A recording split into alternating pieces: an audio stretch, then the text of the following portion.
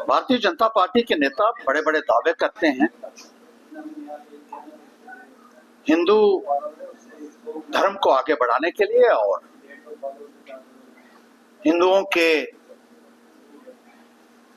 बड़े well wisher होने की, हिंदू धर्म को बचाने की।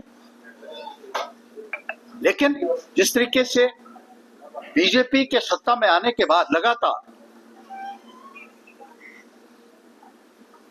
गाय की स्मगलिंग के केसेस आए हैं और जिस तरीके से खुलेआम भारतीय जनता पार्टी के अंदर, सरकार के अंदर गाय मांस की बिक्री हो रही है, वो आज तक कभी नहीं देखा। हिंदुस्तान में एक पार्टी है सिर्फ भारतीय जनता पार्टी, जिसके नेता खुल के ये कहते हैं कि वो गाय मांस खाते भी हैं और खिलाएंगे भी अगर वो जीते तो। मैं आपको कल का एक वाक्य बताता हूं कि यहाँ ये विशाखापट्टनम की खबर है, ये आई है और वायरल हो रही है, जहां 200 टन गाय मांस एक गोदाम में निकला और ये बताया जा रहा है कि भारतीय जनता पार्टी के साथ मिला हुआ वो शख्स था। उनकी पार्टी से ताल्लुक रखने वाले लोग जिस तरीके से गाय मांस का व्यापार कर रहे हैं, ये आज तक किसी भी सरकार में देखने को नहीं मिला है और खुलेआम कर रहे हैं। न केवल ये जो खुलासा कल हुआ है, अब कोई पुलिस वाला इनको पकड़े या ना पकड़े, लेकिन मीडिया ने इनको पकड़ा है। कुछ मीडिया के लोग हैं जो इम्पार्शियल लोग भी हैं, जिनका हम सम्मान करते हैं, उन्होंने ये पकड़ा है और ये आज मीडिया में वायरल भी हो रहा है। लेकिन जो चैनल्स हैं उनके ऊपर कहीं नहीं दिखाया जा रहा है, क्योंकि बीजेपी के लोग इसमें इन्वॉल्व हैं। मणिपुर के, इनका कहना, ये जो पहले रहे हैं बीजेपी के नेता रहे हैं, और वो कहते हैं कि बीफ को, इसका मांस को हम पूरे तरीके से रेगुलेट कर रहे हैं ताकि सेहत इसको खाकर लोगों की ठीक ठाक रहे। ये भाष्य बीरेन्द्र सिंह जी हैं, भारतीय जनता पार्टी के रहे हैं। इसी तरीके से जो दूसरे इनके नेता रहे हैं, पर्रिकर रहे हैं इनके, वो भी चीफ मिनिस्टर रहे हैं और वो भारतीय जनता पार्टी का नेता ही ये कह सकता है और कोई जरूरत नहीं कर सकता हिंदुस्तान के अंदर। वो कहते थे कि गाय मांस की कमी नहीं होने देंगे गोवा में और क्वालिटी गाय मांस आपको खिलाएंगे। भारतीय जनता पार्टी के नेता हैं ये। इसके साथ ही साथ अब देख लीजिए, ये जो है भारतीय जनता पार्टी के बड़े और छोटे नेता इसमें सारे एक साथ हैं। ये 250 करोड़ का चंदा भी इकट्ठा किया भारतीय जनता पार्टी ने। इलेक्शन से पहले भी ये बार बार खबर आई थी।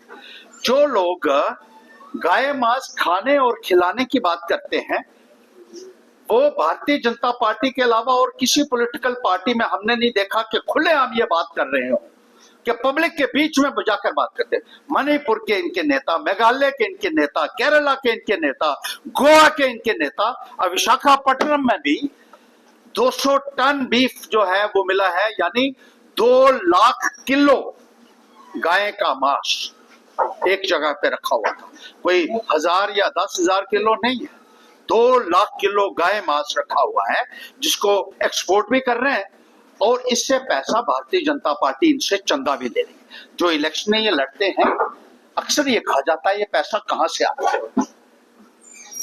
तो आपने देख लिया जिस तरीके से ये बीफ की स्मगलिंग होती है, और ये इंस्टांसेस जम्मू के भी हैं। एक मेयर का नाम भी आया था पीछे, उधमपुर में, चिनैनी में एक गौ तस्कर को पकड़ा गया, पीएसए उसके ऊपर लगाया गया और बीजेपी पूरी डीसी के पास पहुंच गई और उनके नाम भी मेरे पास हैं, जिन्होंने लिख के दिया है कि इस गौ तस्कर को आप छोड़ दीजिए, जो कश्मीर में गायें सप्लाई करता था। इसी तरीके से एक गौ तस्कर ने जब ये बयान दिया कि पुलिस के साथ मिलकर हम ये काम करते हैं, तो भारतीय जनता पार्टी के लोगों ने उधमपुर में पुलिस के हक में नारेबाजी शुरू कर दी थी। जिस तरीके से भारतीय जनता पार्टी का रवैया है, और जहां इनको वोट गाय को माता कहकर मिल सकता है वहां माता कह देते हैं, और जहां इनको वोट मिलता है, इसको मांस बनाकर, उसका मांस बनाकर ये लोग बेचते हैं और इससे कमाई करते हैं। मैं लोगों से भी कहना चाहता हूं कि जो पैसा इलेक्शन में भी बांटा जाता है, ये पैसा किसी को हजम नहीं होगा। ये कहां से पैसा आया आप अच्छे तरीके से अंदाजा लगा सकते हैं। और ड्रग्स का धंधा, शराब का धंधा खुलेआम भारतीय जनता पार्टी के राज में हो रहा है। गौ तस्करी हो रही, शराब का धंधा। हमने शराब के लोगों को भी जब पकड़ा था, अभी तक उनके ऊपर कार्रवाई नहीं हुई है क्योंकि संरक्षण उनको भारतीय जनता पार्टी।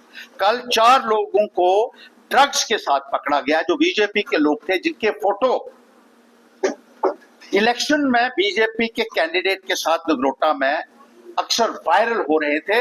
वो ड्रग्स के साथ पकड़े गए हैं 4 लोग। ये ड्रग्स का पैसा, ये गौ मांस का पैसा और ये शराब का पैसा, ये तबाह कर देगा न केवल भारतीय जनता पार्टी को, बल्कि जो लोग इनसे पैसा ले रहे हैं और इलेक्शन में जो बड़े बड़े झंडे भी इनके बनते हैं।